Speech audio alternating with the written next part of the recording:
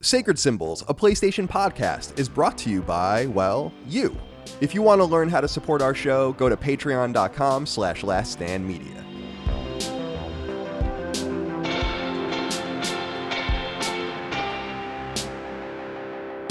Greetings and salutations. Welcome back to Sacred Symbols Plus, a PlayStation podcast supplement. This is episode number unknown. I have no idea what this is going to be. My name is Colin Moriarty. I'm joined today by a very special guest, someone who has been, from the audience, requested many times. In fact, I would argue that this is one of the most requested guests. And I'm really excited that we're finally able to get together. It's Bryan Paul from the popular PSVR-centric, what do you call it, like a YouTube channel, really, PSVR Without Parole. So welcome, my friend. How are you today? I'm doing great, Colin, and thank you so much for having me. And it's actually shocking to hear. I figured it was like, one or two cats out there who was like, oh, like if you want to talk about PSVR, maybe talk to Bryan Paul. But it's to hear that it's more than just one or two people out there. Oh my God, it's way more than that. Yeah, I'm glad there's some good intersection with our fan bases. There's no doubt about it. So for your fan base, welcome. We do a PlayStation podcast. For our fan base, of course, they might not be familiar with you, Bryan, or your content. Obviously, they'll know from the title that we wanted to have you on for PSVR, PlayStation VR. Now, we have PSVR-centric episodes, but they are typically focused on tech. And so I had wanted to give you a moment to introduce yourself and tell the audience where you come from and what your content is and what your focus is, and why I really think that you're an authentically great guest for this show, because we do have some, especially because I haven't played PSVR in a couple of years, really. We have these huge holes in our knowledge base. So talk to us a little bit. Yeah, well, I mean, if you want to know where I came from, that story actually starts more with you than it even does with me, Colin. My life was horrible 10, 15 years ago, much, much different than it is now. And I found myself in a very dark place and lost the love of my life and drinking excessively, and everything was going bad. And the only bright spot in my life, man, was Podcast Beyond. And that was the thing I looked forward to every week. And that kept me going like way more than you'll ever know. And I just remember kind of when coming out of that, I was like, if I can ever do something for someone else like they did for me, like without even you guys knowing, like I'll feel as though I did something great in life. So that began Without Parole, began as a podcast, and we never aired any of the episodes that we recorded because we were just dicking around with the mixing board, a couple mics, and then finally when I tried to upload a podcast online and try to like figure out how all that works, I found out it was so much easier just to record video and upload it to YouTube and start a YouTube channel. That was crazy easy. And so that's why I started a YouTube channel instead of a podcast, covering retro games, current gen games. And then when PSVR came out, it changed everything. I had pre-ordered it from Amazon. It showed up on launch day. I was a little wary because I'd seen some people say, it's okay. It's not great. Keep your expectations in check. And so when I put that thing on my head and I was like, whew, just blown away, that changed everything. It reinvigorated my love of video games. Because I don't know, man. Like, Colin, I've been following you for a long time. And I don't know if you feel the same way, but the leap from Super Nintendo to PS1, the leap from PS1 to PS2, these were huge generational leaps, and they were exciting to see what the tech would do differently. Definitely. And then from PS3 on, I just kind of got bored, being like, oh, this is just another prettier version of the game we played last gen. And I feel like that's more relevant today than even it was 6, 7, 8, 9 years ago. And so being able to play a game in a different way for the first time in 35 years, I'm 42 now, so it must have been 36 or so when PSVR came out. It just changed everything. I was like, we've been dreaming of this. Lawnmower Man, Nick Arcade. These are the things that we've always wanted to play a game from the inside. And now we get to, and it's way cooler than I expected it to be. So that's when I just suddenly changed focus. I asked all my co-hosts, I was like, I don't want to talk about retro games anymore. I don't want to talk about current gen stuff. I want to talk about PlayStation VR. And luckily they all went along for the ride. They were awesome. They were on board. They were excited too. I think that I always think from a creator standpoint, speciality is really a good idea, right? Like, so you can see some people choose the wrong thing. Like, I'm sure someone back in the day chose Wonder Swan and they were like, we're going to cover Wonder Swan really really intimately, and then it just didn't work out really well. And of course, we've seen that with Vita as well. But with PSVR, I think it's actually a pretty canny thing, because while it hasn't sold extraordinarily well, it was at one time the best-selling VR unit in the world, and Sony clearly believes in it. So it's a good place to be, and I think a good place to solidify yourself. And to kind of answer your inquiry earlier about people asking for you, yeah, I would say in the creator space, the only person in PlayStation creation space that's requested more than you is Mystic, who just doesn't respond to me when I've reached out to him. And so he's an interesting guy too, and I would love to have him on. But for real, many, I would say dozens of people over the time have asked for you to be on the show. So well, thank you to all of you guys out there who did that, because it means a lot to me. This is never a position I thought I'd ever find myself in, and so. I mean, if I'm not coming off as like extremely nervous and excited right now, I am. I'm just trying my best to hide it all. Well, so thank you guys. Everything's good, man. I'm happy to have you here, and thank you again for that. Now let's get into the topic at hand. PlayStation VR comes out, as I recall, October 2016, and what was that? October 26th, I want to say. Is that right? 13th. No, what is it? October 13th. 13th. Okay. Oh, right before my birthday. I should know that. Okay. So, So I remember that launch period, and I was at Kind of Funny, so I was still getting stuff from publishers. And I remember they sent us the unit. I had also bought a unit, so I think I gave that to Kevin, our producer. By the way, I'm looking at my picture. Sorry, I'm so last night. Oh, interesting. Yeah, I'm sorry. I'm memory on your launch period. I remember it very well, because I wanted to apologize to people watching video. By the way, I'm really saturated right now. We have a new camera. I don't know what's going on with it. So, but we'll get that figured out. But yeah, so I remember Sony sent us a sheet of all of the games with codes. Like it was, I never saw them do anything like that before or since. I don't know if they have done it since I've stopped talking to them, but it was every game and a code to redeem it. And I remember putting this thing on, and even at E3 and other events, and being like, this is a really crazy thing. I think what I was surprised by, though, over time was how it kind of fell to the wayside for me, where I was like, I don't really want to hook this thing up. It is incredibly cumbersome to use. You got to have the Move controllers charged and all this. It's quite a bit. And some of it was me, but some of it was the unit. I'm curious how you feel about the evolution of PSVR and its relevance, because it seems like there's no doubt Sony believes in it, but it also seems like it's kind of experienced a Wii-like death. And what I mean by that is that it kind of exists on the market. Things come to it, but clearly do not sell. Like, I felt so bad for Moss Book 2 or whatever, because that game clearly bombed. Like, I'm talking hundreds of copies sold probably. And I'm so aghast by that. And I wonder what Sony is doing. So I'm just kind of curious, since you're in the weeds, what are you thinking about this thing right now? And how do you feel about the evolution to where it is today? I mean, yeah, I mean, let's take the second part first. Where it is today is not a good place. You know, I think that if Sony really wanted to kill it with PSVR 2, they want to really dominate the marketplace and make sure that they were the clear leaders. They needed this headset to come out a year and a half ago. But obviously, with the current state of the world and everything else, I kind of understand what happened.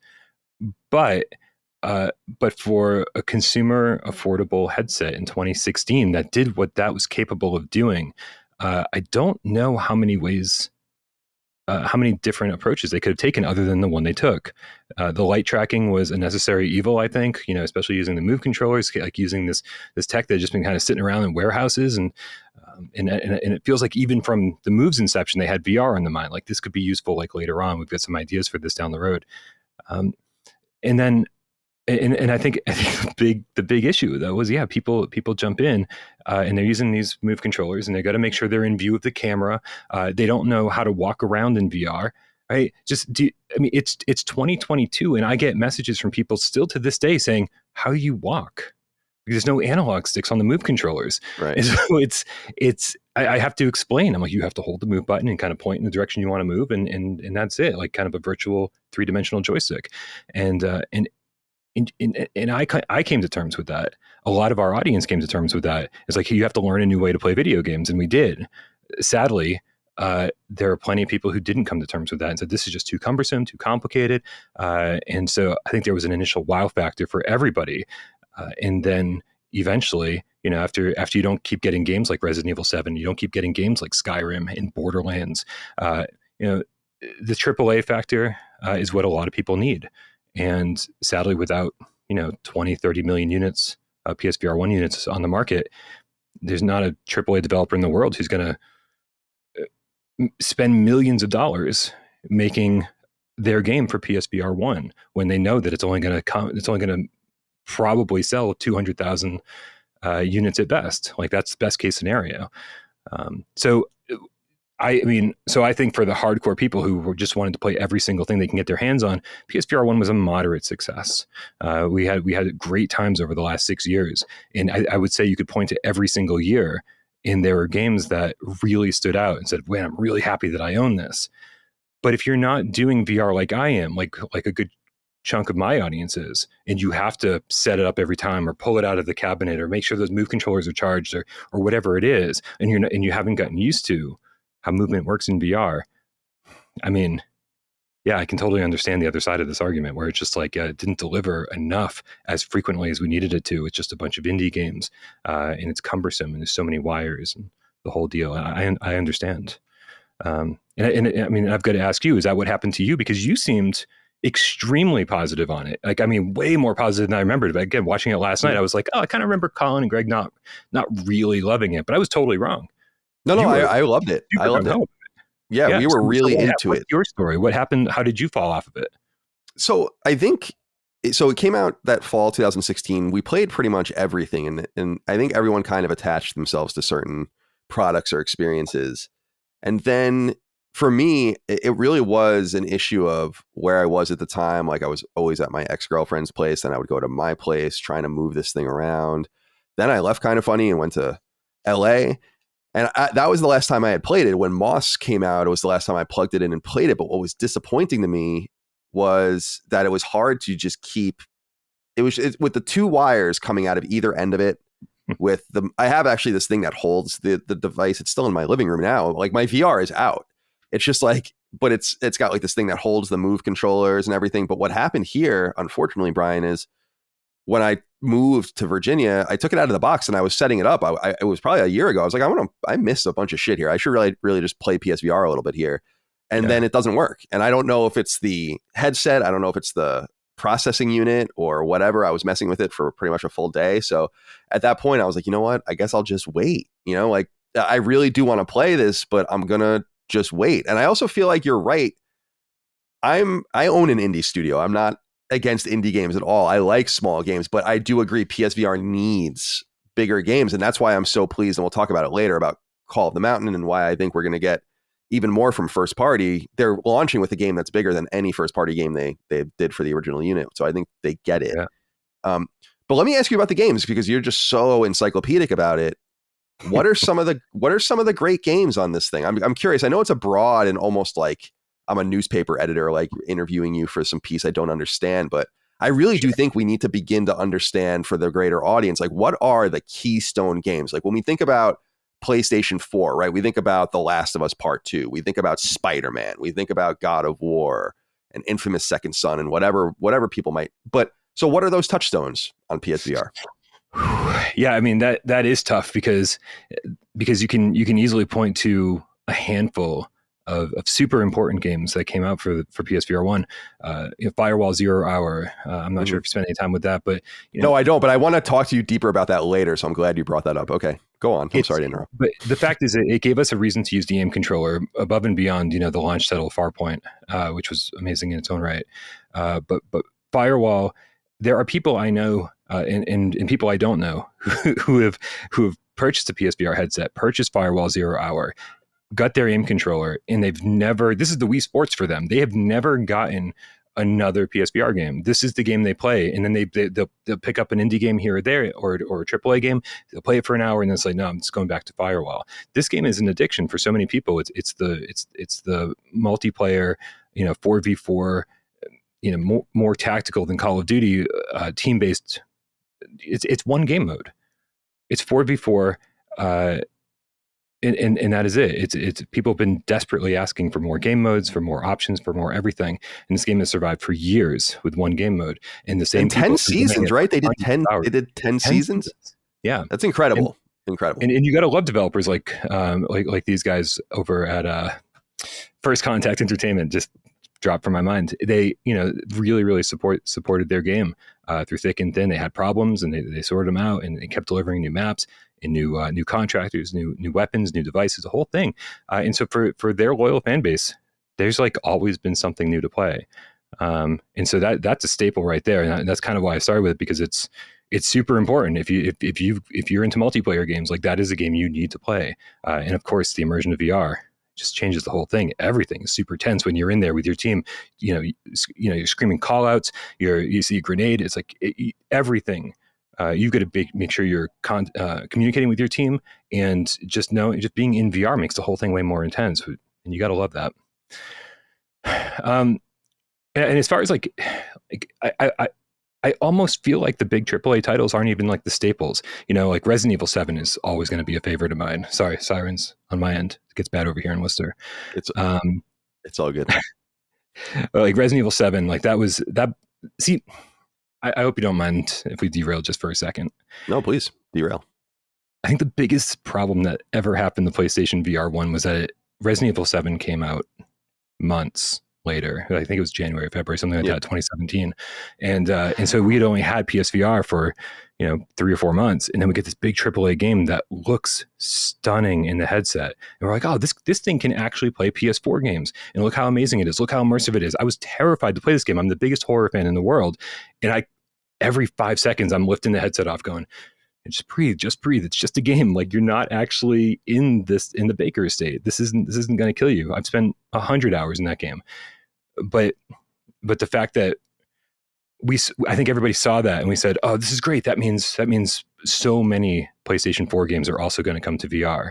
That we just thought it was going to be, that the AAA games would keep rolling in, that this visual fidelity, Capcom did it with a current gen game, everyone's gonna be able to do it, this is great. And then it just kind of never happened again. Like, it did here and there. Skyrim, LA Noire, Borderlands, Hitman, they're out there, but very few and far between. Like, that means like one or so a year, so that, I think that right there, that was one of my biggest letdowns, was that we got this amazing game so early. We saw the true potential of the headset. We saw what VR could do for an existing flat screen game, and then we just didn't get that very frequently after that. It's kind of interesting, right? That they've kind of bookended the generation by announcing, oh, RE8 is gonna, get this functionality. And I'm like, it's kind of late, right? I mean, I don't know why you didn't come out of the gate with this, but before I want to jump in. Actually, I'm sorry, I shouldn't let you go further without asking a little bit more about Firewall, though. Yeah, because it's a game we talk about on the show. I try to bring it up because I'm like, when it actually announced its last season of content, we talked about it somewhat extensively on the show, because I was like, I feel like this is a substantial thing we're not understanding about what's going on with this game. And I had forgotten that it's technically a second party game. So is the assumption that you're going to get another one of these? I assume Sony is going to have another one of these for PSVR 2, right? And maybe it'll be the robust experience that you're looking for. There's no way that they would just let this thing kind of percolate. They must know, based on their telemetry, that it's one of the few games that seems to have legs. Yeah. Oh, absolutely. Absolutely. If Sony's not making some kind of deal with First Contact right now, they're out of their minds. This was huge. And so, yeah. I mean, and they're First Contact's not like infallible. They released Solaris, which was a much more arcadey, shooter. And it like pretty much just pushed out without much polish. It certainly didn't get any post-launch support, and it really, really needed it. I mean, they sold it super cheap. I think it was like $13 on launch day with Plus, but then just never supported it again. I can only imagine it didn't sell well, and they said, well, let's go back and focus on the franchise that is selling, the thing that we've put all these years into. But yeah, I do feel like I have a lot of faith in them to release something really special for PSVR 2, and hopefully it's a Firewall sequel, because that's what people are looking for. Maybe it would be wise. Not wise. I don't know about that, but maybe Sony can use them to revive. I think SOCOM's in development at Guerrilla. I mean, that's been my theory for a long time, but to revive something like SOCOM, something like Killzone or something, just do it in VR. You're the one who actually, I wanted to ask you about this later, but I'm skipping ahead here. Hey. You were talking about Killzone on VR. Yeah. What do we need to know about this? This is exciting, because I feel like this was a like a stilted project that could have been, I guess. And we've long been desperate for something in the shooter space. It just seems so empty. So it was kind of nice to hear that. And it was cool to see your name percolating and circulating with the different websites reporting that. So congratulations on that. Thank you. It's Killzone's interesting because as you started to said at the beginning of the show, Sony didn't really back PSVR 1 with any of their big IPs. We got things like Astrobot and Blood and Truth that were first party studios, but there was no names attached to them that people were familiar with. Where's Resistance? Where's Killzone? And so Riggs comes from the studio that could have done Killzone pretty natively. So that was a interesting move for them. Yeah. Yeah. Very strange. Very strange. And so to find out, Supermassive Games, who this rumor is attached to, they came swinging out of the gate pretty well with Rush of Blood, which was an Until Dawn roller coaster game, gun shooter. I like that game. I thought it was good. I thought it was a fun game. That was great. The fact that we didn't get a sequel to that was crazy. But then they released The Inpatient, which was sort of a horror walking sim type game, which was, silly. Really, you could tell it was rushed. Like that game should have been so much better. They made a 2-hour game that you could replay 5 different ways and get 5 different endings. And I was like, just make a 4-hour game that's interesting from beginning to end and let me play it once. Right, exactly. So and then they followed that up with Bravo Team, which was just a terrible shooter. First person for the most part, but then you essentially teleport in third person from location to location. We want to run around with our guns in VR. We want to jump and be crazy. We don't want to just go from cover point to cover point in letting the game do the running for us. It just really wasn't well thought out. It wanted to be Time Crisis, but it forgot what made Time Crisis great, I think. So Supermassive, I think at that point, once they get their third game out, we heard reports of mismanagement and how and how everything was rushed after Rush of Blood, and that they just didn't have the time to develop the games that they wanted to. And so it's a little interesting to hear that right around the time Bravo Team came out, that they had the Killzone IP. They were the ones making the Killzone VR game for Sony. And then Sony sort of swept in, saw the progress, wasn't happy with it, and pulled it back internally. And so my theory was, and this is all speculation from this point on, is that in 2019, you can already see the writing on the wall for PSVR 1. You go, this is it. Like it's already on its last leg, and we're only 3 years into the generation. And so you kind of go, well, if we're going to start this over from scratch, and it's going to take 3 or 4 years to fully do this properly, wouldn't you be doing it for PSVR 2 at that point? So, Sony could see the writing on the wall. So if it's happening, I definitely see it happening for PSVR 2.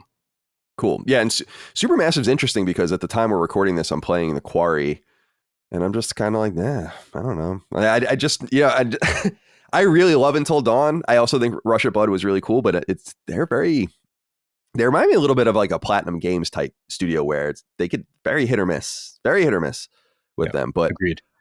So what else should we be talking about? I think about games like, I don't know if I'm even accurate in a lot of this stuff, but I think about games like Duressine got a little bit of attention. I think I'm saying that right. Tetris Effect, of course, got quite a bit of attention. Moss, which was the last game I played. What are some other big games that are gravitating towards people? Arizona Sunshine, I know. Walking Dead. I mean, I want to know what people are really gravitating towards. Like, what is your audience playing? What are they going back to? It's such a big question, I know, but I don't really feel like I have a basis point to even begin. I don't have like a footing here, so I'm kind of coming in ignorant. It's a little crazy, man. Like, there are people just buying their first PSVR 1 headset right now, and it's always fascinating to hear what their path has been. I bought it because of this game, or I'm just jumping into this, or I'm trying this out for the first time, and it just brings back all these great memories. And there are so many games for people to check out. And most of them have gotten overlooked for various reasons. I don't know. Do you remember Golem? Golem was the very first game that ever got revealed for PSVR, like in 2015. No, I don't think I do. I'm going to look it up. Yeah, go on. It was, I think it was just CGI trailers. And so it just showed this big hulking, stone golem trekking through this. I remember this. And a little girl in bed, and you're like, what is the connection here? What's going on? And then that game just disappeared forever. We never heard another word about it. Everyone assumed it was vaporware. Maybe it was an abandoned situation. We have no idea. And which, by the way, the Son Karaman interview. Man, I know this is totally off topic, but amazing. Thank That you. was fascinating to watch. Thank you. I appreciate it. But so when Golem finally came out, we were like, "What? Are you kidding me? This game's still in development and it's done? Like, you're kidding me!" And so I was sent a review key from publisher Perp Games and dove in, still not knowing what kind of game it was. Like, how do you get through all those years of development? How do you get that close to launch? And everyone's like, "Oh, Golem's coming out next week," and everyone is on the same page of saying, "We still don't know what kind of game this is." It could have been a stock car racing game at that point, and it wouldn't have surprised anyone because we hadn't seen any gameplay. But it was amazing. It was an example of just this beautifully rendered open world, tons of collectibles to find, and you're playing as this massive golem with different swords, and it's a little Metroidvania, and it's all about one-on-one melee combat, like blocking and parrying and attacking, and it felt amazing. And you're like, how did this happen? Like, how did this happen? You could tell there was so much money behind it. It was beautifully orchestrated. They even put like a prequel soundtrack out on vinyl. Like they just pulled out all the stops to this game, and it's amazing. And you're like, where the hell did this come from? And then they had zero marketing, and I can't imagine it sold any copies. And this is the story of PlayStation VR in a nutshell. It's like there's all these examples of great moments that no one was paying attention to. It's I consider myself a foremost expert in PlayStation, and I'm looking at this game and I'm like, I don't even know what this is. Like, it's just like 2019. We were doing Sacred Symbols, so it just kind of came and went, I guess. And yeah, it's so strange because one of the things I'm thinking, Brian, too, is that a problem is that you have to you have to train critics to expect certain things. Like, this is the cadence, this is kind of how we do things, and it seems like PSVR has suffered from that too, where it's like you're never able to get the appropriate attention for things because you kind of have to be consistent, And so people are like, what is this? It's more of like you said, more of an interesting game from its announcement, from the story behind it, and how it just came out of nowhere 5 years later or 4 years later. That's good stuff. So I'd never even heard of that game. But I remember this now that I'm looking at it totally. An interesting thing. And then, like, within the last year, I think I had one of the most amazing experiences I've ever had in VR, and I think, which I think is telling, right? Because if I've been playing PSVR almost every single day since late 2016, and something still manages to blow me away, I think that's very telling. And that's Song in the Smoke. Song in the Smoke is this beautiful survival game, and there's not like a whole lot of instruction given. You're sort of dropped into the wild, and then you learn to build campfires. You learn to sharpen sticks and pound out rocks to make arrowheads. And the crafting system in this game is so much better than any crafting system I've ever seen in any other game, because you're actually doing it with your hands, right? You're grabbing stuff out of an inventory, but instead of just selecting one and then highlighting another one and going poof, now you've made this arrow. You're picking up feathers off the ground. You're putting them in your inventory. You're grabbing sticks, or you're breaking bigger sticks to make smaller sticks, and then you're taking a stone and like carving out to make a proper arrow, and then pounding out the rock and making an arrowhead, sticking that together physically, and then finding feathers from animals on the ground to stick on the back to make them fly more accurately. And you're doing all this with your hands. If you're bleeding out, or if you're sick, you go pick berries and you throw them into this little stone bowl, and you muddle it with another stone, and you create this porridge or medicine or whatever that you drink or pour on your wounds. And you're doing all this physically, right? We call this VRAF in my world, which I think is self-explanatory. Yeah, right? yeah. And I like it. Sounds fun. And again, I'm looking at the trailer, and I'm like, where the hell did this? I don't remember anyone talking about this. And it was called 2021. Song in the Smoke, Colin. They shouldn't have called it Song in the Smoke. They should have called it, we're going to kick your ass in VR, right? Like, I mean, I love indie games and I love artistic games like Eco and Shadow of the Colossus. These games are like my, what I love more than anything. But if you want to sell a game, you don't call it Song in the Smoke. You call it, Survival or something with a little kick to it. Yeah, I agree. The name is. I'm done. Yeah, that's it. Song in the Smoke is appealing if you are in the old XBLA space or something. Like, I totally agree with you there. I think it's important, but like, where is Sony on this shit? Where is Sony? I read PlayStation blog. I look at the things that they upload. I try to like pay attention to press releases, and Yeah, I that's just the don't problem. feel like, They I rely just don't. heavily. Yeah, please Sorry, talk to they me a little rely bit about heavily on that. the No, PlayStation blog.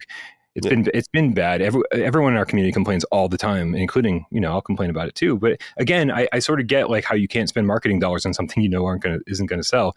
But at the same time, they rely heavily on the PlayStation blog, and that's the beginning and end of all of these game stories. They announce them on the PlayStation blog. They maybe show the trailer on the PlayStation blog. Sometimes that gets tweeted out. Sometimes it doesn't. And then and then that's it. You never hear from Sony again. Occasionally, the PlayStation YouTube channel, which is drowning in titles that you don't care about. So if yeah. you get a game trailer up there, it's almost meaningless. They put up 15 a day. So Yeah, it's and the easy. PlayStation Store is a disaster as well. There's no discovery. Absolute insult, I think, to developers. I sell games on the PSN. It fucking infuriates me. But I also say, dude, I have the biggest PlayStation podcast in the world as a platform. I know how many games we sell based on having that marketing platform and that out, and I cry thinking about how many games some people probably sell because they just put it out in the wild. They have no hope, no prayer. Now you're thinking with PSVR, I mean, that's just compounding your issue. Although I think it's kind of questionable to start developing for that to begin with, maybe. Well, the Yeah, go on. VR category occasionally disappears from the PlayStation Store. I get messages all the time from people, over on PlayStation 4, maybe not PlayStation 5, sometimes PlayStation 5, sometimes PC, because they're all different stores. It doesn't even make sense. Something that's going wrong or going right on one store isn't guaranteed to go right or wrong on the other store. And so sometimes the VR category, where you scroll all the way to the bottom, PS4, PS5, VR, the VR icon's just gone sometimes. And so it's like, how you're not going to sell any VR games if you can't point people to VR games. Yeah, I don't know what they are thinking with their tools and their functionality and the crap that they allow to get published. And I would assume that more VR developers talk to you than anyone in our space. I imagine you interview these people or talk to them behind the scenes, publishers, people. Sure. What is their experience with Sony trying to put games on PSVR and selling? Do they have a positive experience or a negative experience? Because we certainly track in the indie space the ups and downs, the early PSN days. I always talk about how Limbo would have been a PSN exclusive, except for the fact that Sony demanded they own it. I mean, that's kind of like the shit that they were doing in the beginning. XBLA comes out and beats their ass. Then PSN has we love indies, late PS3, early PS4 in the Vita era where things go well. But now being an indie on PlayStation sucks. The best place to be an indie is no doubt on Xbox. I think a lot of indie developers would agree with that. So what do the VR developers tell you about developing on PlayStation, dealing with Sony, and how that might compare to their contemporaries? Yeah, I mean, definitely a loaded question. And I think you covered some of it already, that it's messy. That said, things do seem to be selling pretty well, or did sell pretty well by comparison. Especially when you compare it to like the Quest Store or something like that. Like things actually sold pretty decently on the PlayStation Store during its heyday. Things aren't obviously going as well right now. Although I've heard from a few developers that it's not nearly as bad as we think it is. That games are selling, and they'll that it's okay, it's sustainable. The multiplayer seems to be the biggest issue. And I'm sure this pertains to flat screen too. But with PSVR, I know that there's studios out there like Kluge Interactive who have been trying to get their Synth Riders multiplayer up and running since it came out. They said multiplayer is coming soon. We promise multiplayer is coming soon. It's been, I don't know, I forget when that game came out, 8 or 9 months ago, and no word whatsoever. You can only imagine that it just, at a certain point, it gets too complicated, and you just can't deal with sending another revision to Sony, and then just not being able to do what you want to do. They make crossplay a hassle, which in VR, when your VR market is so small, you need as many players as you possibly can, and crossplay is way more important in VR than it even is on the flat screen. And so, being able to play with Quest gamers, I've heard, is half impossible. Sony doesn't even want it. Like, and if you do get their permission to do it, it's still impossible. They regulate frame rates, which is important. You don't want to make people sick in VR. So you need to have this steady 60 FPS frame rate and steady refresh rate, the whole thing, right? Because you don't want to get people sick. But we've heard of people getting rejected by Sony certification process because of drops in frame rates on loading screens. And that's in as you know, that's just ridiculous. There's no point in that. They make it needlessly complicated. And I think Sony needs to figure that out before they release PSVR 2. I'm sure it's going to be easier for developers to do everything they want to do because of the hardware. But at the same time, it's like you just can't have these nonsensical rules keeping people, especially indie developers who don't have a ton of money and need to get their game out so they can recoup their losses. Mhm. It is kind of a disaster, and I've heard a lot of horror stories for sure. Do you know if Sony is actively courting these people to come to them? Like I'm a little out of the loop as far as the legwork that they do. And again, comparing it to the old indie stuff where they used to do a lot of legwork to get indies, now they do very little legwork to get indies. I think it's pretty clear like Shuhei Yoshida was demoted into this random role to deal with like a more expensive variety of indie. And I think that's cool. But I'm wondering, like, are they actively talking, promising things, trying to get things better, throwing any money around? I just don't have a feel again as to what they're trying to do to support this thing, because it sounds like it's doing decently well for its little niche. And I would agree with this idea that though Vita sold more, they pulled the plug much sooner because they didn't believe in it. Even though PSVR has kind of stumbled along and for the last couple of years, they still believe in it. So are they still seeking like second parties and all of that? Do you know? Yeah, I got to be careful with this one.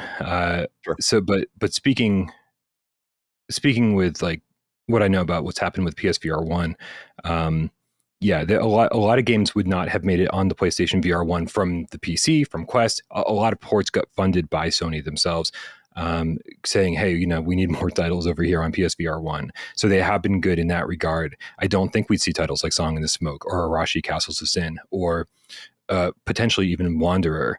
I know Wanderer was partially funded by Sony. And dude, Wanderer, plug in your PSVR headset and play Wanderer. Like, Wanderer. are you a Quantum Leap fan? Yeah, actually, yeah, I actually am. There you go. It's Quantum Leap the game, but with tons of puzzles and escape room mechanics and just some gorgeous visuals. And yeah, you're jumping around and inhabiting other people's bodies in different times, and it's stunning. How did I miss any? See, this is what I'm saying. Is I just feel kind of foolish because these things just come out, and we probably mentioned them like this game comes out this time, but that's the long and short of it. I just don't feel like I'm seeing a push to get my attention, I guess, Yeah. Even as the writer of a weekly PlayStation podcast, I just can't even imagine what people are missing. No, dude, it's been a little bit of a strange year because Wanderer was, to me, just an amazing title. Like, it's like, where the hell did this come from so late in the generation? You could tell that there's years of development time behind this. It's tons of skilled artists, and just the puzzles themselves are really well done. The interactions, it's a great game.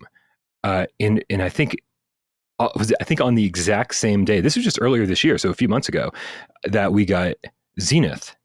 And Zenith is the first MMO, the first true MMO that PlayStation VR got, and that was amazing. We jumped in there, and I just couldn't wait for it to crash. I was like, it's gonna crash, it's gonna crash, it's gonna crash, and we got these amazing like anime inspired visuals. The grass was all moving and running around with like 50 other people in the same world. We're climbing up. It's very VRAF, Colin. Very VRAF. You grab rocks and you just climb up them. You just grab the rocks and you just climb. You grab ladders and you climb. You grab anything and you climb. You're just picking stuff up left and right, and you've got cool powers and then you jump off rooftops and you put out your arms and you glide around with your friends. Like you're like flying around with your friends, like just in an MMO. Yeah, this looks cool. I'm watching this. Yeah, this looks, I don't know how I missed this one. It all just worked. There's a whole cooking system. It's just so much fun to level up and run out there. At its core, it's a really basic MMO, but like any MMO, it starts off pretty basic and they just keep adding and adding and adding to it. And so we can't wait to see where this goes. It's been so much fun to get in there, especially since the server we jump onto, we've kind of like claimed as our own. And so I jump in and like, I know everybody who's playing. It's like, hey bud, hey, how's it going? Hey, let's go. Do you want to go do this mission? Sure. Let's go do this. It's just an absolute blast. And it just works so well. And so we've actually had a pretty cool beginning of 2022. We had a couple games that really, really were shockingly good. So again, these little moments every year through, these oases in the middle of these long droughts have been really cool. What about, I had brought them up a little bit earlier, but some other games that come to mind for me that are what I thought were considered the best is it accurate to say Arizona Sunshine is one of those games? That game seemed to be very well liked. It always seemed to sell very well. So I just didn't know if that was a beloved game. Sold And then of very course, well. The Walking Dead, Saints and Sinners was another one. I'm just thinking about the charts on PlayStation Blog that never, ever, ever, ever change. So yeah.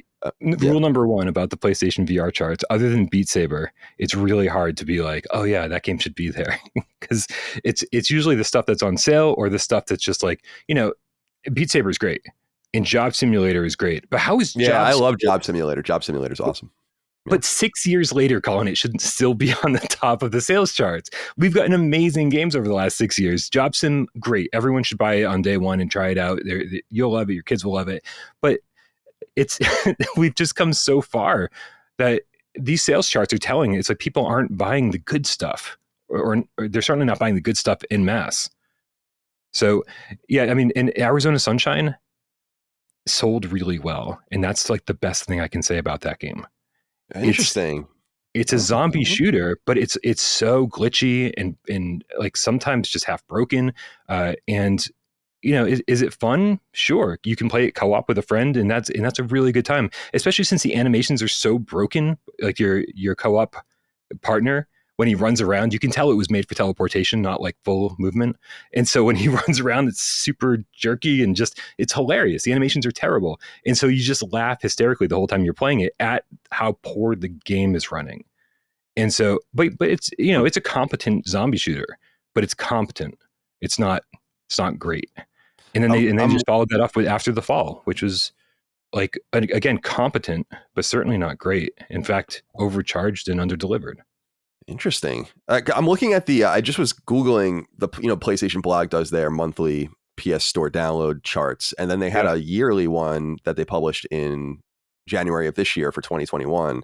So yeah, Beat Saber was the best selling game, and then Job Sim. You're right. So then Super Hot, that's a well-regarded game, right? I feel like I played that, but isn't Super Hot wasn't that a launch game? Am I crazy? No. What am I thinking of? That was, it was, I don't know. I just feel like that game's been on forever. Gorn, I don't even know what that is. It's just Swordsman. An arena fighter. Okay, Swordsman good? Is that any good? Another arena fighter, yeah. And, okay. And Swordsman is okay. So here, you want to hear an interesting PSVR story, Colin? Please, of course.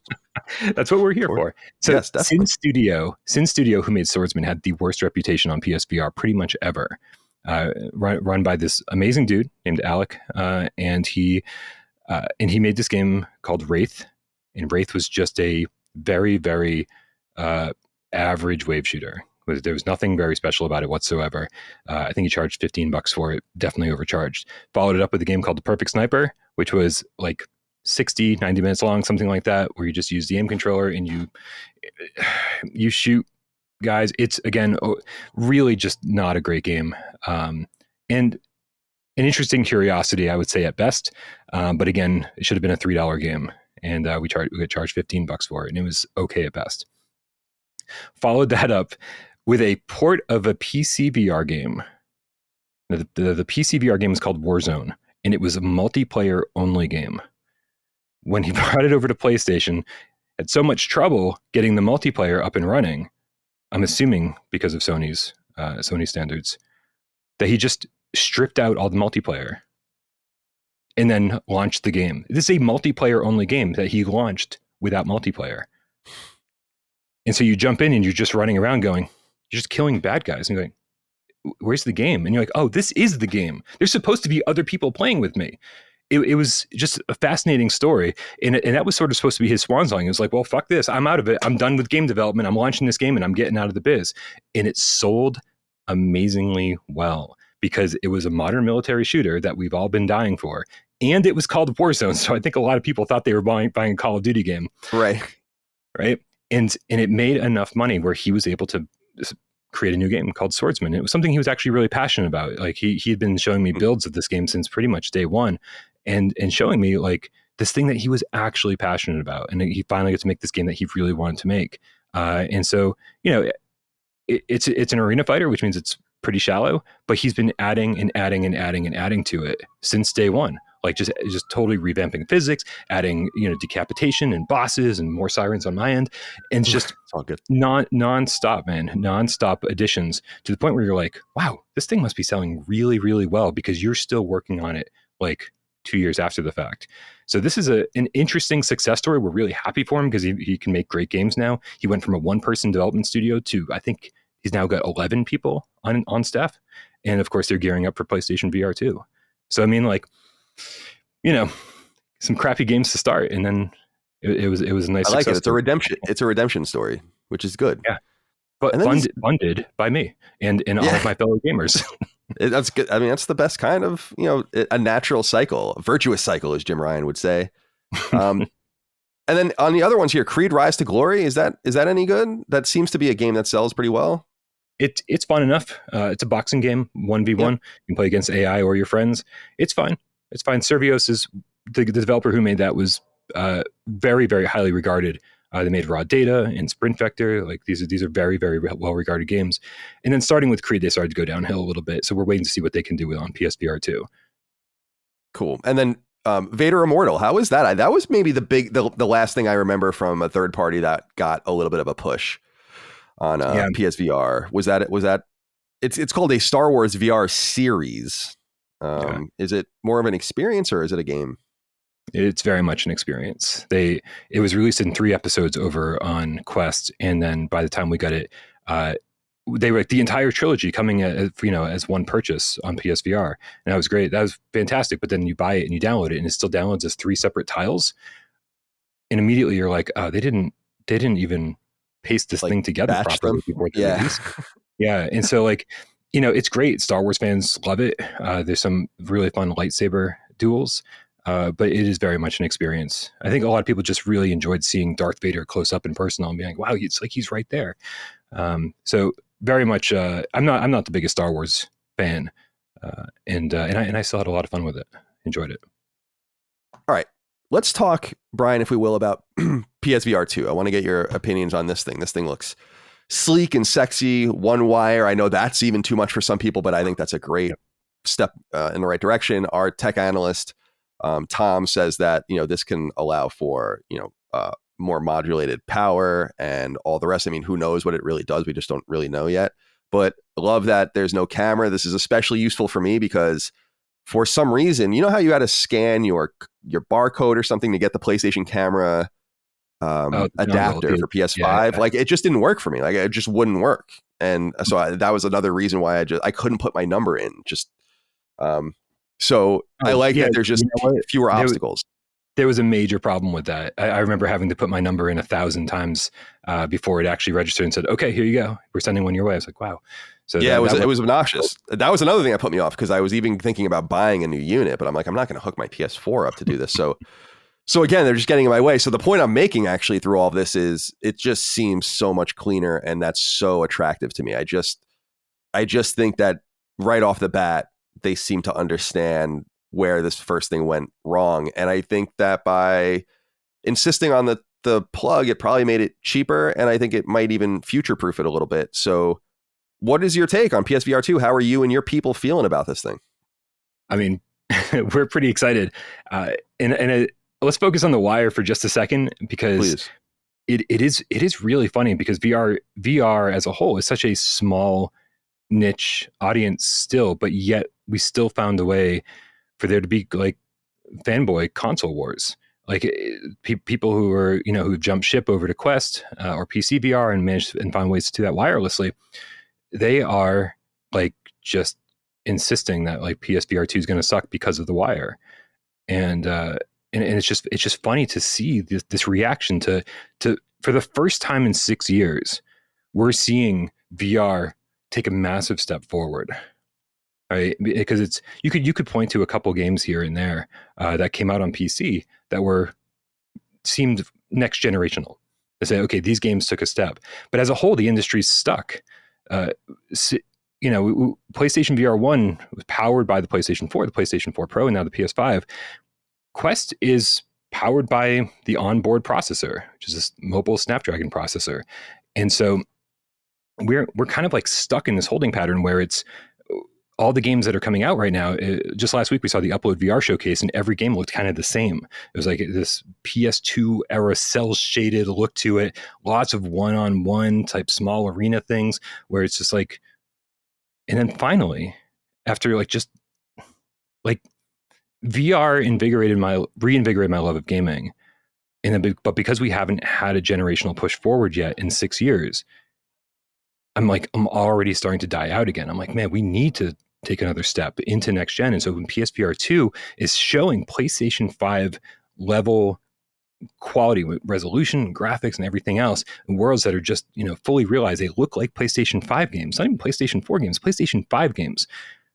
That's, to me, I'm like, this is the first big step in, because we're taking the technology forward, and then we're also bringing all the developers with us, saying, okay, now you don't need a super high-end PC to play your game on. Like, all developers are going to be able to move into next generation. It's going to be easier to make the game that they're envisioning without making any huge sacrifices to make it run graphically. So to see something like Horizon Call of the Mountain that looks truly next gen, I mean, it's better than even I expected. I've been telling people for a year now, like, what to expect, saying you're going to see some really amazing environments and some really amazing special effects.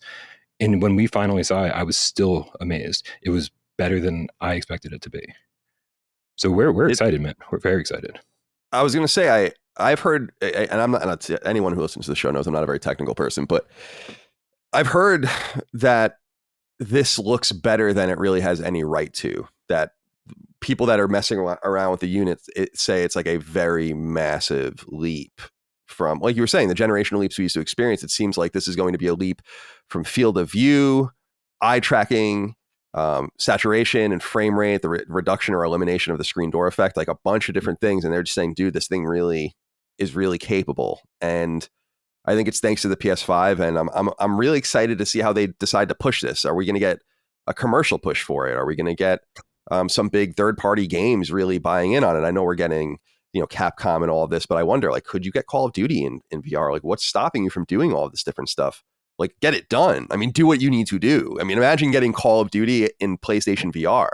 Would be an incredible thing. Its own standalone Warzone or something would be incredible. So I'm wondering, what's your feeling as an expert in this space? What's your feeling on when we might expect to see this thing, and what do you think it's going to cost?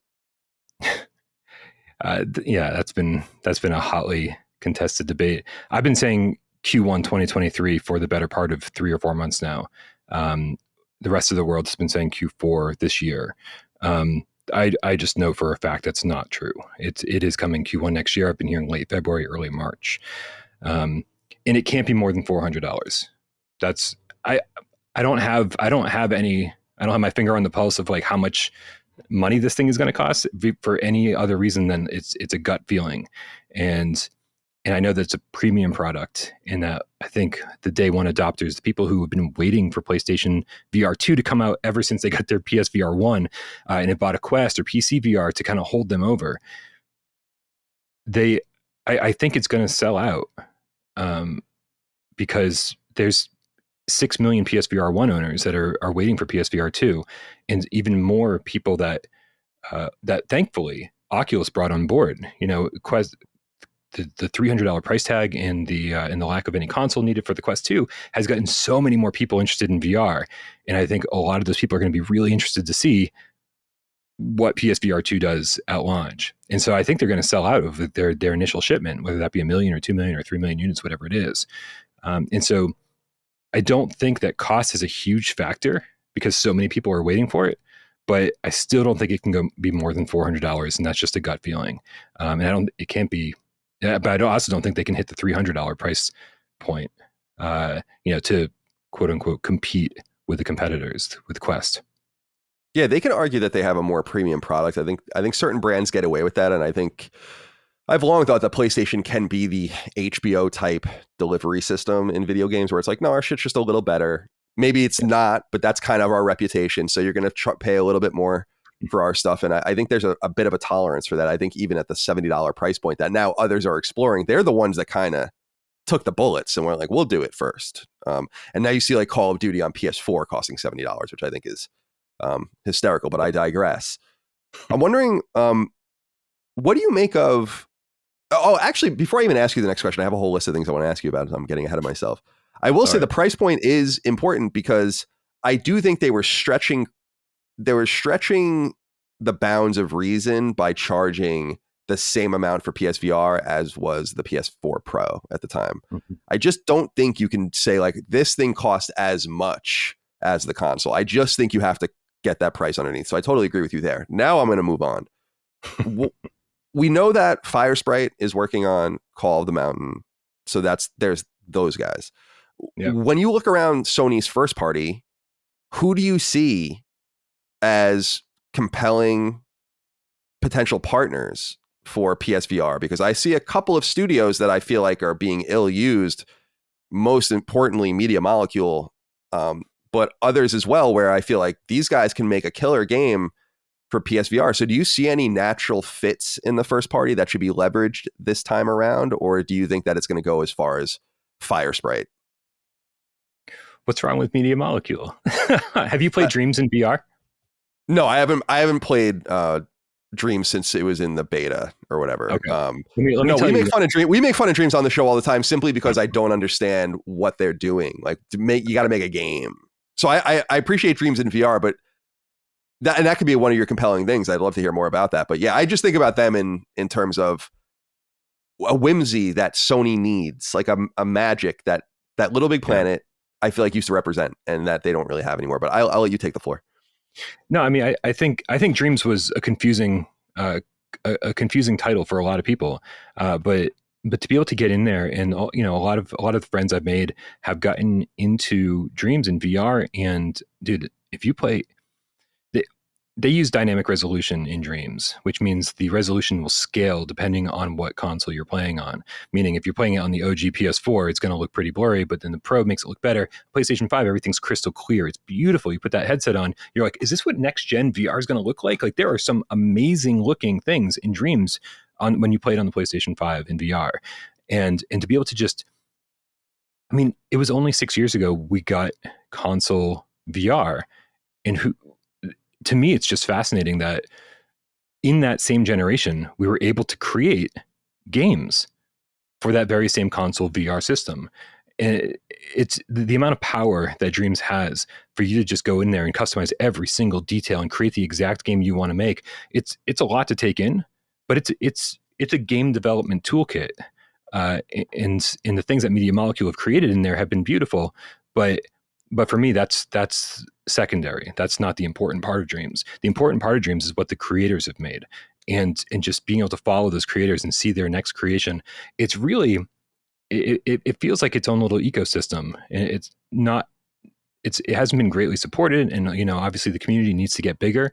But I really hope that they see a much larger plan for Dreams, so that those people can take those creations and make them bigger and better on PSVR 2, and use the adaptive triggers and haptics in the headset, and utilize all of those things to make full-fledged PSVR 2 games.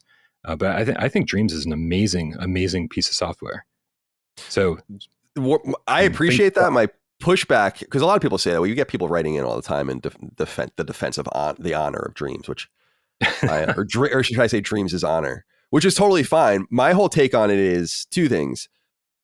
This is a waste of Media Molecule's time when they could be using their they should make a game like that people play, right? And that's my whole take on that. And the second thing is that if they have this amazing tool set, which they do and they launched, and it's like, do something with it, like shit or get off the pot. You're wasting resources and time, and you're not putting any effort into figuring out how to get more people into this thing if you really believe in it. That's why I just always feel like Around the Bend is something big for Dreams, because I just can't imagine that internally they would allow this studio to just do this for years and years and years, and and seem to kind of just be this forgotten piece of the first party at this point. I mean, these are the people that gave us Sackboy, but we haven't gotten a new game from them. We haven't gotten a new game from them since Little Big Planet 2. I mean, Tearaway was made by a team of like 15 people, so I wouldn't even count that as a Media Molecule game per se. So that's just my counter to that. But they should make it free to play. They should make Dreams free to play, and that way the player base, the creator base in Dreams will multiply tenfold immediately right off the bat. You get way more people who just didn't want to pay the $20 or $40 to get in. And so they should make it free to play. And then, absolutely move on to the next project, because I'm a huge Media Molecule fan. But this Dreams kind of works. It's like, So get it running on PSVR 2, and then move on to your next project. I don't think we're going to disagree on Insomniac, Colin. I think Insomniac's already got a VR past. They're able to, Indeed. they've got they're obviously very proficient in the VR space, and they've got a Wolverine game in the works. Yes, Spider-Man would be amazing in VR. Don't get me wrong, but I think for the more motion sick people out there, Wolverine just seems like the better fit. That would be cool, man. Hold up your controllers. Wolverine claws. I would love that. I think that superheroes in VR makes sense. That one of the games the game that I was trying to get my VR unit to play, or get my unit going to play, was the Iron Man game that came out. Summer 2019 or 2020 that game came out. And from Republic developer, what were they called? Camouflage, right? Very good. Thank God you're here. So I feel like that, because I agree, Spider-Man. I think there's a concern. I'm sure they have Spider-Man running on VR there. I would imagine it's really motion sick worthy. I would bet you that thing would drive some people nuts. Well, there was a test demo or something, some sort of tech demo that a different studio put out, just as like a promotional thing for the last Spider-Man movie. And you could fly around Manhattan, or web swing around Manhattan. And it was pretty cool. There wasn't a lot to do, it was sort of just like a fetch quest, or a collectathon, and with a couple of enemies to take down. But as a proof of concept, it worked great. And, I could totally see them doing it. And we've got plenty of other games too, like Windlands 1 and 2 are both very similar in terms of, like, you've got grappling hooks, but they function very much as web shooters. So it works. It works in VR. I know some people get sick, but I don't think motion sickness is going to be that big of an issue next gen. They're working on that with refresh rates, haptics in the headset. All of this combined together is going to be, I think it's going to allow more people to play than ever. I hope so.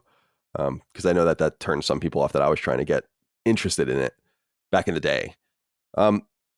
What do you think of the new controllers? I feel like, I think you're right that when Richard Marx was making the Move controller, that there was some intent for it to be a stopgap Wiimote, but also this other thing. And it was in development apparently longer than the Wiimote. I don't know if that's really true or not.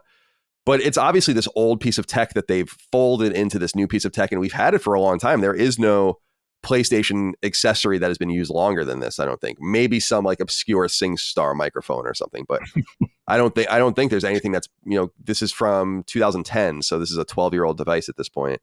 What do you think about moving to these new controllers, and what does this mean for the potential of new games on PSVR 2? So there's going to be people out in the community that absolutely crucify me for saying this, but there's a little part of me that's going to miss using those Move controllers. There's something about the weight, and I mean, make sex jokes as much as you want, sex toy jokes, right? As much as you want. Everyone said the same thing when they first saw those. It looks like a vibrator, looks like this, looks like that, whatever. But when you're in VR and you just feel that they're the right size and the right weight. And when you're playing something like Beat Saber or Vader Immortal, they feel like lightsaber hilts. They're perfect for that. I think just as I'm going to struggle moving to the new controllers playing Beat Saber, because part of how I play Beat Saber is relying on that weight, of bouncing them back up and just getting into that groove. And so holding something that's super lightweight, I've got my Quest controller right here. Holding something that's like super lightweight is not. There's something wrong with it. Like it doesn't feel right to me. And I use my Quest all the time. However, small sacrifice, right? When you look at the Sense controllers, and it's very much, two parts of a dual Sense controller. And obviously I was playing Demon's Souls, the remake on PlayStation 5 the other day. That was the first game I tested out when I upgraded my Plus subscription.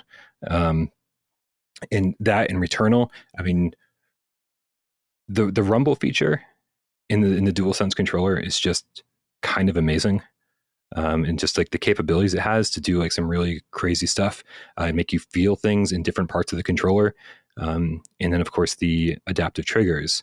Just, I mean, when you can't even see your controller anymore and you're in VR and you are holding a gun, and I mean, I think you're really going to think you're pulling the trigger with these Sense controllers. And this is going to be a huge upgrade.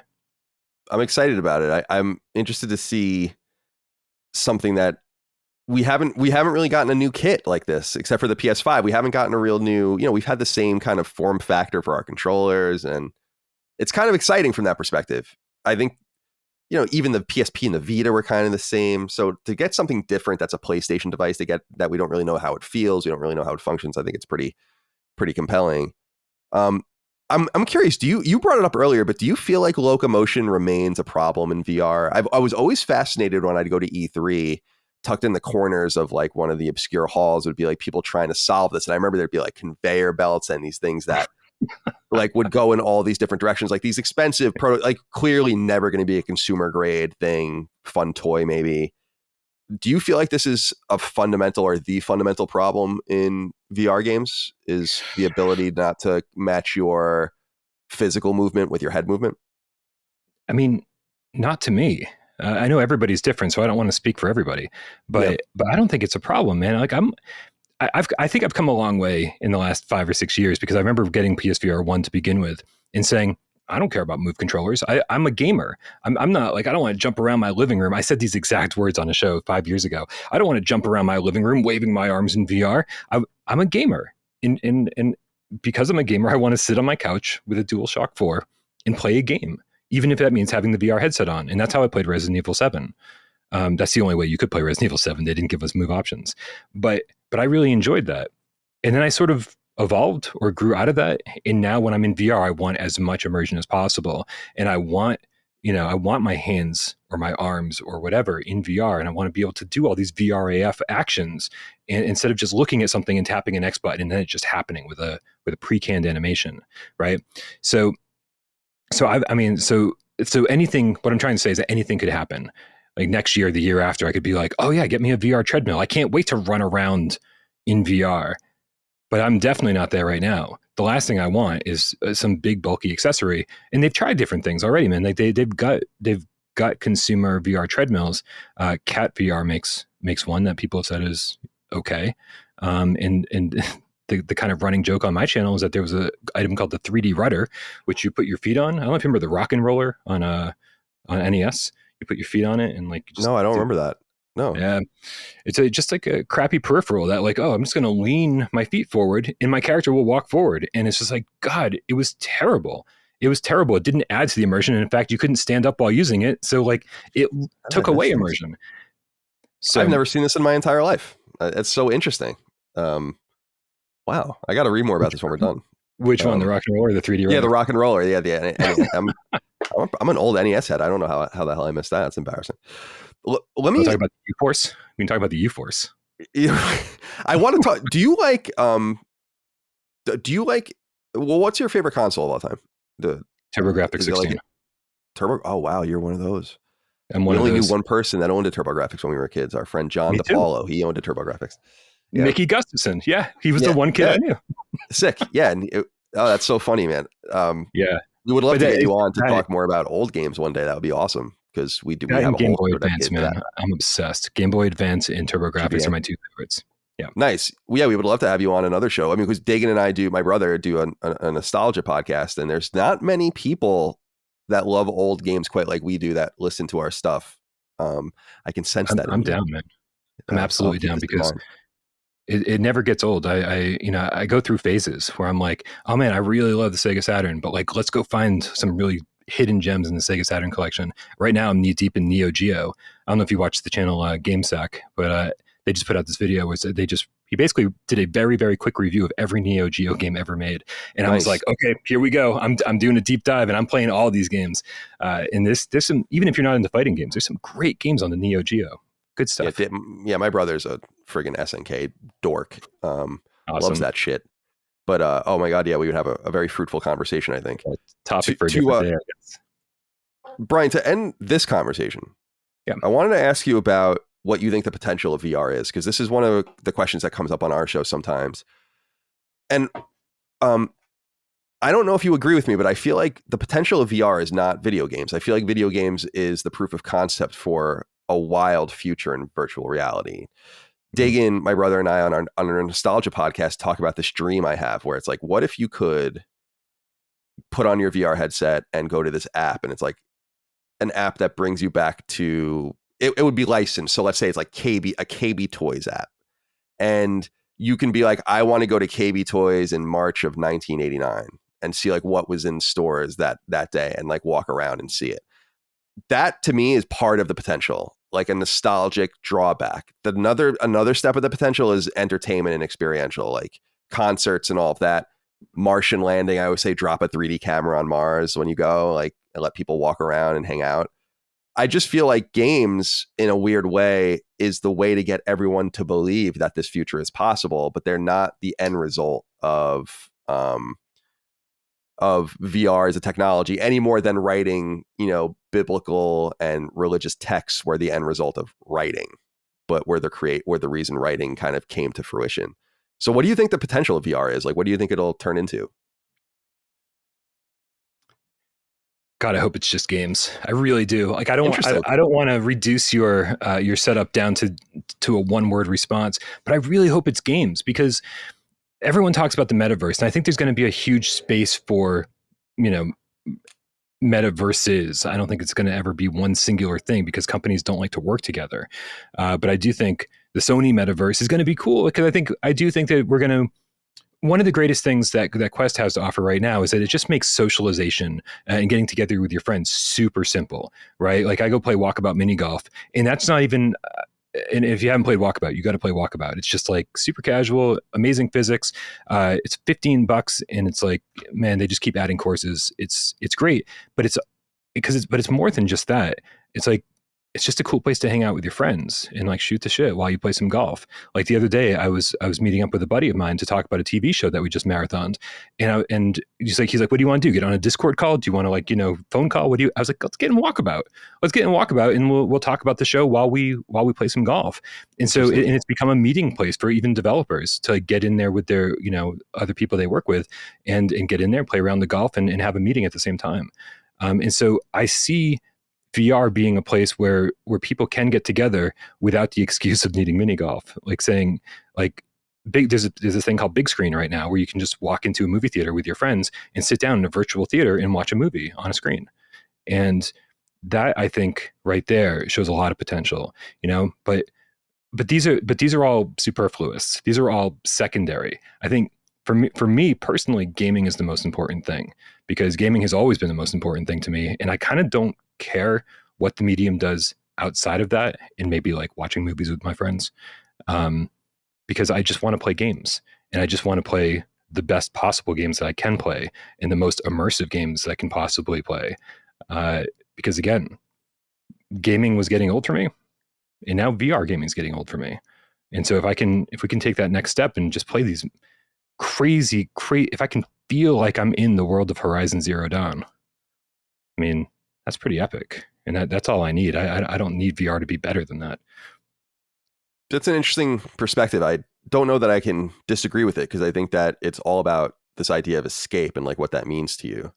But as I describe myself sometimes as a lazy but curious person, this idea of having, like the Louvre in Paris or whatever, having a 4K rendition of the entire thing where you can just sit in PSVR and walk around it and see every painting in perfect quality from any angle, walk around, not deal with the traffic, not go to France. I mean, come on. And all the rest. So that to me is so as tantalizing as saying like, wow, imagine playing Killzone in VR, which would be fucking dope. Right. And you're playing as the Hellgas, and it's crazy. And it's the other thing is like, wow, imagine going to the pyramids and just being able to walk around and go into them, or being, when we go to the moon and we go to Mars and we drop 3D cameras and all these things there. That to me sounds also an incredibly exciting place to be. And I think these dual tracks, like entertainment and like reality and fake, the fake and the real,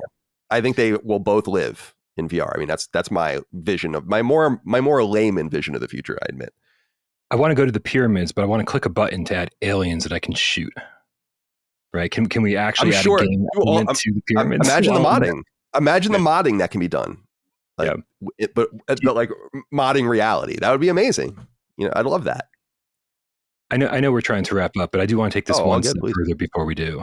No, please. In the same vein of where is VR going, do you think that it has the potential to ever overtake flat screen gaming? Because I do think that that's a huge concern for a lot of flat screen gamers. I think that's actually a fear out there, if you can believe it, where people don't want VR to succeed because they're scared it'll overtake their hobby, the thing that's very that's most important to them. I don't think that fear is founded. I'm fascinated, Brian, by this idea of, if you look at all the different verticals of entertainment, some of them have been really adoptive of technology the more it goes. Think about film, right? And then you have technologies or I'm sorry, verticals of fiction like books, where people are like, don't you want to read them digitally? And actually what happened where people are like, no, not really. Like, some people read them digitally, but more people still read physical books and their audiobooks and all of that. But it showed much more hesitance. And then you look at music, and music got totally disrupted and fucked up by technology. And so video games, to me, adopted technology early and then have been pretty resistant to things that don't increase the mere fidelity of a video game. Otherwise, it's irrelevant to everyone, it seems like. And so when people were like, don't you want to play on a 3D TV? And people were like, no. Don't you want to play with the PlayStation gun thing? No. Don't you want to play with the Wiimote? No. Don't you want a 3D thing on your handheld? No. Don't you want to touch the Vita's back? No. No. Right? Like, don't you want, like, it over and over and over again? The answer is no. They just want to play on a television set. And so I just feel like it's like books, where I feel like it's always going to get more beautiful. It's going to get more immersive. It's going to take more of your money and your time. That's the entire goal. It's going to change, but it's always going to be played on a screen. And I just feel like everything else is additive, and that's wonderful. And I think VR multiplying by orders of magnitude is good for all gaming. And so there should be no fear of that happening. But I think that we should embrace, like, I'm all about this idea of VR being a viable tract of gaming. But I just get excited about, it's funny, just as an anecdote, my Uncle Mike, who's a legendary character on our shows, if you listen to Knockback, he always comes up on random things. And over the holidays, he was talking to me about Oculus, and he's like, should I buy an Oculus? I don't really want to play games. I want to and I'm like, no, you definitely shouldn't. And he didn't listen to me. He bought it, and then he just sold it to my nephew because he's like, I don't want this thing. And I'm like, yeah, it's just not there yet. But I think it'll have a greater use for more people when it breaks out of games. And I think games should be thanked for, Jesus Christ. It's like the printing press came, and the first thing they did with it was print out like religious tracts and Bibles and shit like that, right? And faith has a lot to thank and religion and all that to the proliferation of books and the written word. And we're going to look back at the interactive medium and be like, we have everything to thank for games. Mm-hmm. When we are in our VR KB toys, or we're on the moon, everyone should look back and be like, it literally all started with like Eve Valkyrie and shit. Like, that's how it all began. And so that, to me, I think is the way people should look at it, if that makes sense. Yeah, no, it absolutely makes sense. I think it's unfounded as well, man. I think that, there's plenty of, gaming is bigger than it's ever been, billions of gamers worldwide. And I definitely think, people, technically the phone market, the mobile market overtook consoles forever ago. But that hasn't changed the way that we play games on a console.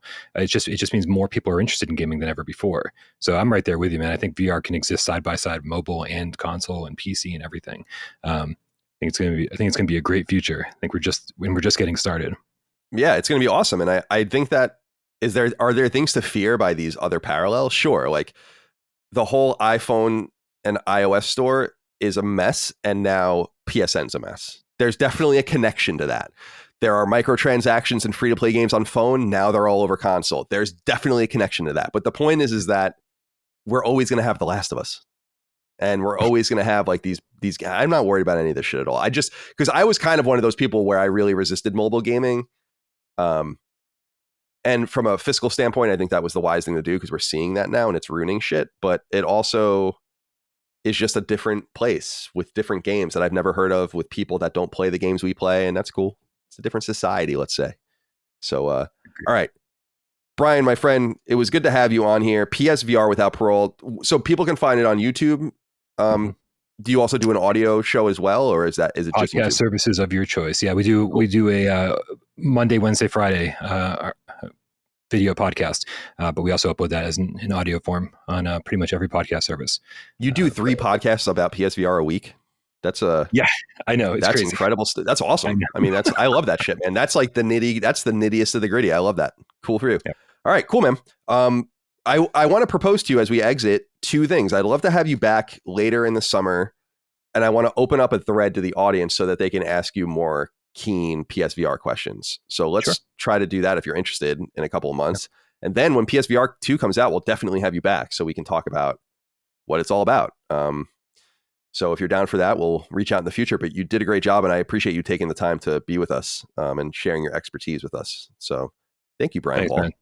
This is definitely one of those special moments in life where, again, there would be no Without Parole without a Colin Moriarty. So thank you very much. I appreciate that. It's very kind of you. I sure am special. We'll leave it there. All right, everyone out there, thank you so much for your love, kindness, and support of all things Last Stand, Sacred Symbols, etc. We couldn't do without you on Patreon, free feeds, etc. We'll see you next time. Until then, goodbye. Sacred Symbols, a PlayStation podcast, is a product and trademark of Last Stand Media and Colin's Last Stand LLC, and is proudly recorded in the USA. The show was conceived by, is written by, and is directed by me, Colin Moriarty. My co-hosts are Chris Raygun Maldonado and Dustin Furman. The show is produced by executive producer Dustin Furman. It's edited by associate producer Ben Smith. All of Last Stand's theme music is by my best friend, Ramon Narvaez. As you know, all of Last Stand's shows, including Sacred Symbols, are fan-funded on Patreon at patreon.com/laststandmedia. The following names are at the producer level on Patreon, our highest tier, and we're grateful for your thoughtful and kind contributions to our independent endeavor. Thank you.